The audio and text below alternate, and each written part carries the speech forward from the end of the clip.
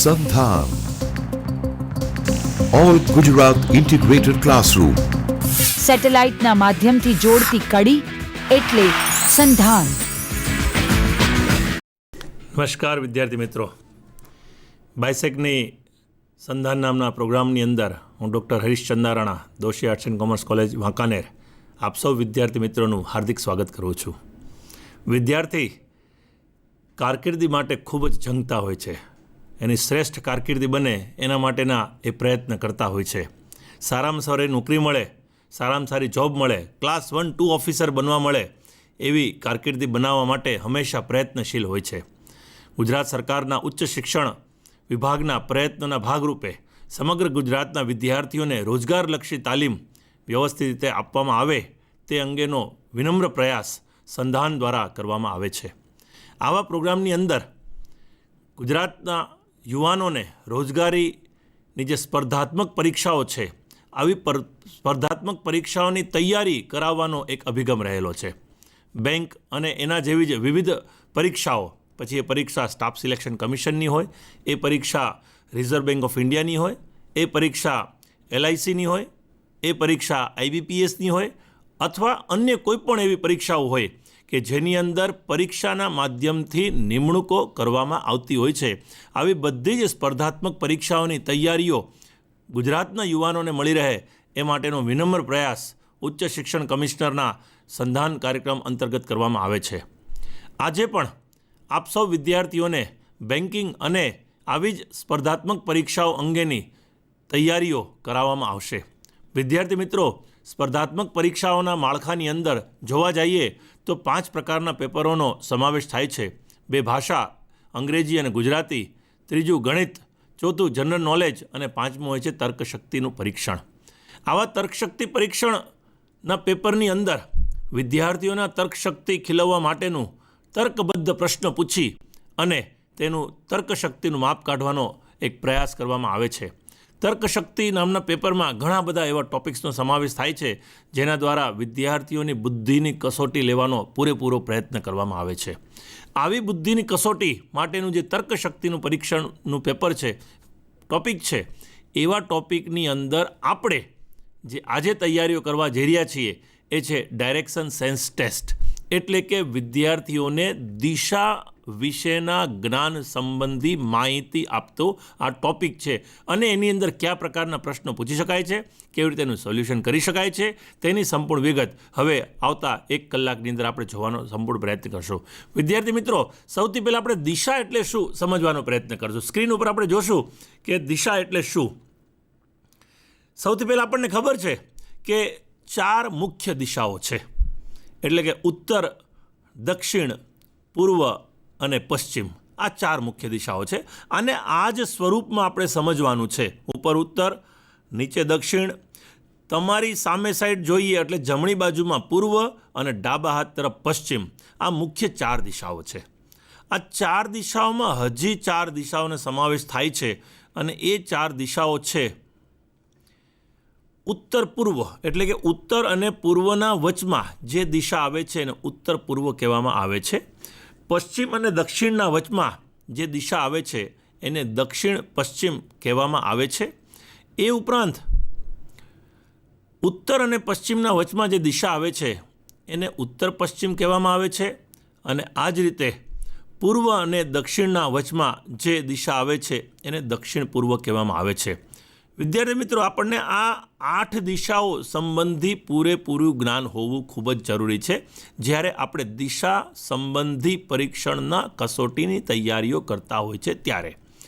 આની સાથોસાથ હજી જે જરૂરિયાત છે એ છે, અહીં આપણે જોઈ રહ્યા છે સ્ક્રીન ઉપર કે ઉત્તર પૂર્વ અને પૂર્વ આ 2 જે રેખાઓ છે એના વચ્ચે જે કોણ બને છે એની ડિગ્રી કેટલી, તો કે 45 ડિગ્રી અહીં બંને વચ્ચેનો એક કોણ બને છે એનું ગણાય છે, એટલે કે 45 ડિગ્રી છે. એવી રીતે ઉત્તર અને પૂર્વ એ બંને જે રેખાઓ હોય એ બંને રેખાઓમાં બને છે રાઇટ એંગલ, એટલે કે 90 ડિગ્રી બને છે. ઉત્તર અને પૂર્વ એ બંને દિશાઓને જોડતું જે છે એમાં રાઇટ એંગલ બને છે. એ જ રીતે ઉત્તર પશ્ચિમ અને પૂર્વ આ 3 ભેગા કરીએ 45, 45, 45ના એટલે 135 ડિગ્રીનો કોણ બને છે. એવી જ રીતે સૌથી છેલ્લે પશ્ચિમથી પૂર્વ જ્યારે જોઈએ છીએ તો એવા સમયમાં 180 ડિગ્રીનો કોણ બને છે. જો ઉત્તરથી દક્ષિણ જઈએ તો 180, પૂર્વથી પશ્ચિમ તો 180.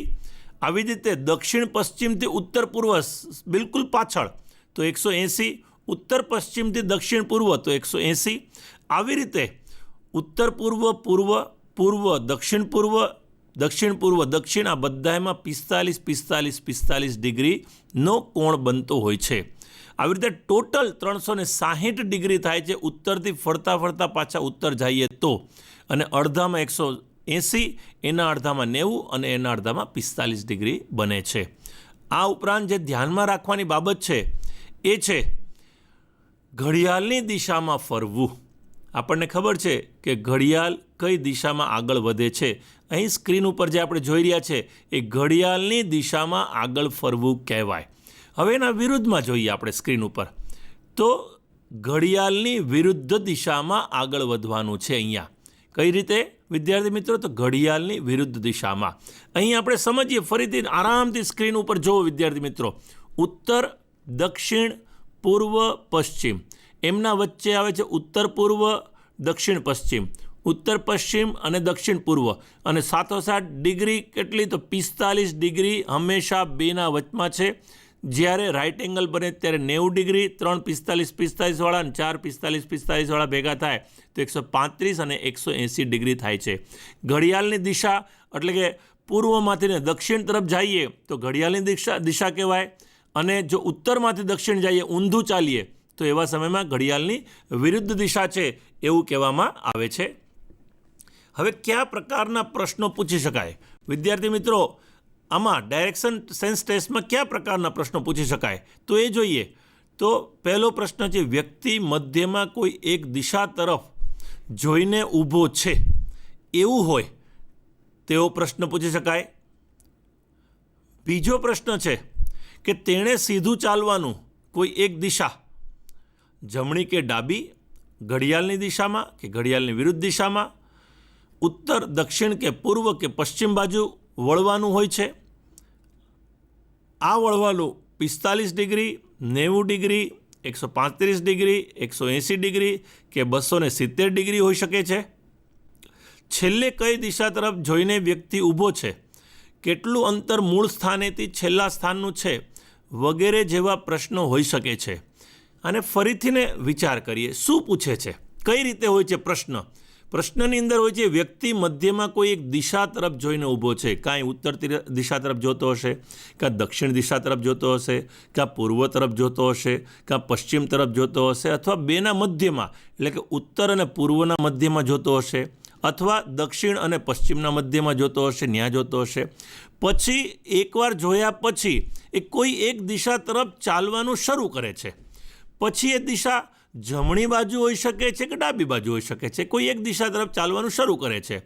પછી એ ઘડિયાળની દિશામાં પણ વળી શકે છે અને ઘડિયાળની વિરુદ્ધ દિશામાં પણ વળી શકે છે. એ ઉપરાંત એ ઉત્તર તરફ વળી શકે છે, પશ્ચિમ તરફ વળી શકે છે, દક્ષિણ તરફ વળી શકે છે અથવા પૂર્વ તરફ પણ વળી શકે છે. આ વળવાનું ડિગ્રી પ્રમાણે પણ હોઈ શકે છે. 45 ડિગ્રી, 90 ડિગ્રી, 135 ડિગ્રી, 180 ડિગ્રી અથવા 270 ડિગ્રી જેવું પણ એ વળી શકે છે. અને આ 2, 3, 4, 5 મૂવમેન્ટ કરે છે. ક્યાંક વળે છે, ક્યાંક દિશા ફેરવે છે, ક્યાંક 180 ડિગ્રી જાય છે અને એવી રીતે 3-4 વાર આગળ વધે છે. હવે છેલ્લે એ કઈ દિશા તરફ જોઈને ઊભો છે અથવા એ પોતાના સ્થાનેથી જ્યાંથી એને શરૂ કર્યું હતું અને હવે જ્યાં પહોંચ્યો છે, આ બંને સ્થાન વચ્ચેનું અંતર કેટલું છે એવો પ્રશ્ન આની અંદર પૂછી શકાતો હોય છે. આ ઉપરાંત વિદ્યાર્થી મિત્રો ધ્યાનમાં રાખવાની બાબત છે કે ઘણીવાર દાખલામાં લખેલું હોય દક્ષિણાવૃત્ત દિશા. આ દક્ષિણાવૃત્ત દિશા એટલે શું? તો કે ઘડિયાળની દિશામાં. વાતાવૃત્ત દિશા એટલે શું? તો કે ઘડિયાળની વિરુદ્ધ દિશામાં. એટલે ઘણીવાર આવા શબ્દોનો ઉપયોગ થાય છે ત્યારે આપણે યાદ રાખવાનું છે કે દક્ષિણાવર્ત દિશા એટલે ઘડિયાળની દિશામાં અને વાતાવૃત્ત દિશા એટલે ઘડિયાળની વિરુદ્ધ દિશામાં. હવે આનું સોલ્યુશન કેમ કરવાનું વિદ્યાર્થી મિત્રો? તો સોલ્યુશન કરવા માટે હંમેશા એક ચિત્ર બનાવવું જરૂરી છે અને ચિત્ર બનાવ્યા પછી જ એનું સોલ્યુશન થાય છે. અને ચિત્ર બનાવતા સમયે હંમેશા એક વાત ગાંઠે બાંધી લ્યો. એ શું? તો કે તમારે હંમેશા આવું એક ટપકા કરી અને 4 દિશા લખી લેવાની, જેથી દિશાની ભૂલ ન થાય. ઉપર નોર્થ એટલે કે ઉત્તર, નીચે દક્ષિણ એટલે કે સાઉથ. હવે જે ભૂલ પડે છે વિદ્યાર્થી મિત્રોનો કે જમણી બાજુમાં ઈસ્ટ લખવાનું અને ડાબી બાજુમાં પશ્ચિમ લખવાનું એટલે વેસ્ટ લખવાનું. અહીંયા વિદ્યાર્થીઓની ભૂલ પડે છે. ઉપર નીચેમાં તો વાંધો નથી આવતો, પણ જ્યારે એ ઈસ્ટ વેસ્ટ લખવાની પ્રયત્ન કરે છે ત્યારે એની ભૂલ પડવાની પૂરેપૂરી સંભાવના હોય છે. આપણે સ્ક્રીન ઉપર જોઈએ છીએ કે એક દાખલો. એ દાખલા કરતાં પહેલાં જ્યારે અંતર શોધવાની વાત આવે છે ત્યારે અંતર શોધવા માટે ધોરણ 6, 7 કે 8માં આવતું એક પાયથાગોરસના નિયમનો ઉપયોગ કરવો પડે છે. આ પાયથાગોરસના નિયમ એટલે શું અને એની અંદર કેવી રીતે કોઈ અંતર શોધી શકાય એ સમજવાનો અહીંયા આપણે પ્રયત્ન કરીએ. પાયથાગોરસના નિયમ છે એ ત્રિકોણમાં લાગુ પડે છે. આ આપણે સ્ક્રીન ઉપર ત્રિકોણ જોઈ રહ્યા છે. આ ત્રિકોણની 3 દિશા છે. આ ત્રણેય દિશાને શું કહેવાય છે? તો કે સૌથી પહેલું છે પી એટલે કે પરપેન્ડિક્યુલર, એને લંબ કહેવાય છે ગુજરાતીમાં. પછી નીચે છે બેઝ એટલે કે આધાર કહેવાય છે અને ગુજરાતીમાં. અને જે આડો લીટો છે, આડી જે રેખા છે એને કહેવાય છે હાઇપોટેનસ એટલે કે કર્ણ. આ 3 દિશાઓ છે, 3 રેખાઓ છે, પરપેન્ડિક્યુલર, બેઝ અને હાઇપોટેનસ. 3માંથી કોઈ પણ 2ની જો માહિતી આપેલી હોય, દાખલા તરીકે પરપેન્ડિક્યુલર 3 ઇંચ લખેલું છે, 3 સેન્ટીમીટર લખેલું છે, 3 મીટર લખેલું છે, બેઝ આપેલું છે, તો આ બંને આપે તો હાઇપોટેનસ શોધી શકાય. એચ અને બી આપેલું હોય તો પી શોધી શકાય અને પી અને એચ આપેલું હોય તો બી શોધી શકાતું હોય છે. એટલે કે આ 3માંથી 2 રેખાની જો આપણને માહિતી હોય તો બાકીની એક રેખા સરળતાથી આપણે શોધી શકીએ છીએ. હવે કેવી રીતે શોધી શકાશે? તો એના માટેનું સૂત્ર આપણે સ્ક્રીન ઉપર આપણે જોઈ રહ્યા છીએ કે h² = b² + p². આ મૂળભૂત સૂત્ર છે કે હાઇપોટેનસનો વર્ગ બરાબર બેઝનો વર્ગ વત્તા લંબનો વર્ગ. હવે જો આપણે h શોધવો હોય તો આપણે વર્ગમૂળ શોધવું પડે છે b² + p²નું. તો h બરાબર √b² + p². એવી જ રીતે તમારે બી અને પી શોધવું હોય તો એવા સમયની અંદર તમે h²માંથી p² માઇનસ કરો અથવા h²માંથી b² માઇનસ કરો અને એનું વર્ગમૂળ મેળવો તો તમને બી અને પી બંનેની કિંમતો પ્રાપ્ત થઈ જાય છે. આવી રીતે વિદ્યાર્થી મિત્રો, આ પાયથાગોરસનો જે નિયમ છે એનો ઉપયોગ અંતર શોધવા માટે ક્યારેક થાય પણ છે અને ક્યારેક નથી પણ થતો. પણ જ્યારે અંતર શોધવા માટે આવું જો ત્રિકોણ આકારનું ચિત્ર આવે છે તો એવા સમયમાં આપણે પાયથાગોરસનો ઉપયોગ કરી અને આ અંતર શોધવાનો પ્રયત્ન કરીએ છીએ. સામાન્ય રીતે આ અંતર શોધતા સમયે વધારે પડતું એચ શોધવાનો પ્રયત્ન થાય છે. બી અને પી આપેલું હોય છે અથવા મેળવેલું હોય છે અને એચ મેળવવાનો પ્રયત્ન કરવામાં આવતો હોય છે. સૌથી પહેલાં પ્રશ્ન ઉપર જઈએ. રમેશ પૂર્વ તરફ જઈ રહ્યો છે, ત્યારબાદ તે જમણી બાજુ ફરે છે અને ત્યારબાદ પાછો જમણી બાજુ અને છેલ્લે ડાબી બાજુ ફરે છે. તો હવે તે કઈ દિશા તરફ જોઈ રહ્યો છે?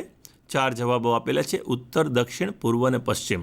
વિદ્યાર્થી મિત્રો, મેં તમને હમણાં જ કીધું કે જ્યારે આ પ્રકારના પ્રશ્નોનું સોલ્યુશન કરવાનું હોય છે ત્યારે સૌથી પહેલાં આપણે નોર્થ, સાઉથ, ઈસ્ટ, વેસ્ટ લખી નાખવાનું, ટપકા મૂકી દેવાના, જેથી કરીને આપણે દિશા સંબંધી ભૂલ ન થાય. હવે સૌથી પહેલાં જે વ્યક્તિ જતો હોય એ મધ્યમાં છે એવું માનવાનું. મધ્યમાં એટલે કે અહીંયા નોર્થ અને સાઉથના વચમાં જે ટપકું દેખાઈ રહ્યું છે અથવા વેસ્ટ અને ઈસ્ટના વચમાં જે ટપકું દેખાઈ રહ્યું છે એ ટપકું એ રમેશ ગણવાનું અને ત્યાંથી એ શરૂ કરવાનું. એટલે કે એવું ટપકું પહેલાં મૂકી દેવાનું. અહીંયા આપણે જોઈએ છે કે રમેશ પૂર્વ તરફ જઈ રહ્યો છે એટલે જો આ ગ્રીન છે એ રમેશ છે અને હવે પૂર્વ તરફ એટલે ઈસ્ટ તરફ જઈ રહ્યો છે એટલે નંબર 1 આવી ગયો. અહીં સ્ટેપ બાય સ્ટેપ આપણે આગળ વધવાનો પ્રયત્ન કરવાનો છે. એટલે સૌથી પહેલાં પૂર્વ તરફ આગળ વધ્યો, ત્યારબાદ જમણી બાજુ. હવે પૂર્વ તરફ કોઈ વ્યક્તિ આગળ વધતો હોય તો જમણી બાજુ થાય નીચે. અહીંયા આપણું ઇમેજિનેશન આપણી કલ્પના શક્તિને કામે લગાડવાની છે. નામ રમેશનું છે પણ કામ આપણે કરવાનું છે. આપણે રમેશ બનીને હાલવાનું છે પૂર્વ તરફ, અને પૂર્વ તરફ જઈ રહ્યા હોય તો હવે જમણી બાજુ ફરવું હોય તો જમણી બાજુ આવે છે નીચેની સાઈડ. એટલે નીચેની સાઈડ એટલે શું?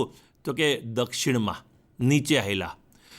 અને ત્યારબાદ પાછો જમણી બાજુ, હવે નીચેની જાયમાં જાય છે, પાછો જમણી બાજુ કઈ બાજુ આવશે વિદ્યાર્થી મિત્રો? કઈ બાજુ? કાં ઈસ્ટ કાં વેસ્ટ, બેમાંથી એક આવશે. કાં ઈસ્ટ બાજુ જમણી બાજુ થશે, કાં વેસ્ટ બાજુ. કઈ બાજુ થશે વિદ્યાર્થી મિત્રો? હા, તમે બિલકુલ સાચા છો. એટલે કે વેસ્ટ બાજુમાં જમણી બાજુ આવશે. જો કોઈ વ્યક્તિ નીચે જતો હોય સાઉથ તરફ તો એના માટે જમણી બાજુ છે એ વેસ્ટ બાજુ છે. હવે છેલ્લે તે ડાબી બાજુ ફરે છે. હવે જો વેસ્ટ તરફ જતો હોય તો ડાબી બાજુ ક્યાં આવશે વિદ્યાર્થી મિત્રો? તો કે નીચે સાઉથ તરફ આવશે. એટલે હવે એ નંબર 4 સાઉથ તરફ આગળ વધ્યો. હવે શું છે? તો કે હવે તે કઈ દિશા તરફ જઈ રહ્યો છે?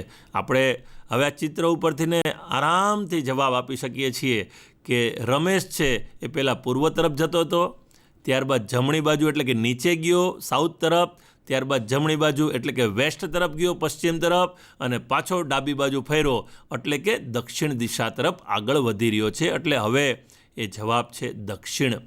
તો આવી રીતે વિદ્યાર્થી મિત્રો, આ કોઈ એક વ્યક્તિ કઈ રીતે સ્ટેપ બાય સ્ટેપ આગળ વધે છે તેની સંપૂર્ણ માહિતી આપવામાં આવે છે. અને આવી માહિતીના આધારે આપણે એક ચિત્ર બનાવવાનું છે, અને ચિત્ર બનાવ્યા પછી છેલ્લો જવાબ આપણે જોવાનો પ્રયત્ન કરવાનો છે. આપણે સ્ક્રીન ઉપર ફરીથી બીજો પ્રશ્ન જોઈએ. તમે ઉત્તર જાઓ, તમારે જવાનું છો, પણ હવે એની કલ્પના હું કરીશ એટલે આઈ લખીશ. તમે ઉત્તર જાઓ, જમણી બાજુ વળો, પાછું જમણી બાજુ વળો, અને હવે ડાબી બાજુ વળો તો તમે કઈ દિશા તરફ આગળ વધો છો? તો અહીં આપણું જે મૂળભૂત સૂત્ર છે વિદ્યાર્થી મિત્રો એ ભૂલવાનું નથી. મૂળભૂત સૂત્ર શું છે? તો કે આપણે નોર્થ સાઉથ ઈસ્ટ વેસ્ટ એ લખી નાખવાનું, એટલે આપણી ક્યાંય દિશા સંબંધી ભૂલ ન થાય. હવે ક્યાંથી શરૂઆત કરવાનું?